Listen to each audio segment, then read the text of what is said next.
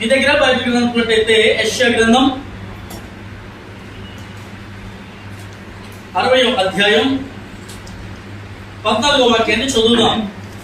యెషయా గ్రంథం 60వ అధ్యాయం 14వ వాక్యం. నిన్ను బాధించు వారి సంతానపు వారు నీ ఎదుటకు వచ్చి సాగిలపడదరు.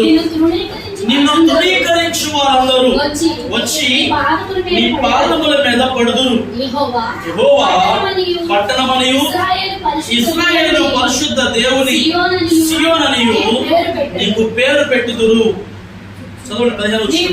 నీవు విసర్జింపబడుటను బట్టి ద్వేషించుటను బట్టి ఎవడును నీ మార్గమున దాటిపోవటలేదు.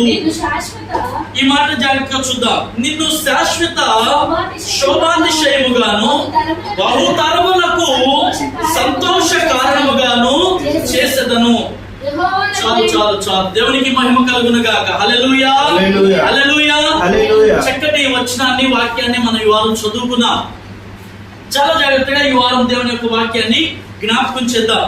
15వ వచనంలో ఆఖరి 2 లైన్స్ లో ఉన్న మాటలు ఏమిటంటే, నిన్ను శాశ్వత శోభాతిశయముగాను బహుతరములకు సంతోష కారణముగాను చేసేదను. ఈ మాట వాగ్దాన రూపకంగా దేవుడు మనకిస్తున్న మాట. బాగా క్లియర్ గా వాక్యాన్ని అర్థం చేసుకుందాం. శాశ్వత శోభాతిశయముగా నేను ఉంచుతాను, తర్వాత బహుతరములకు సంతోష కారణముగా ఉంచుతా. బహుతరములకు సంతోష కారణంగా.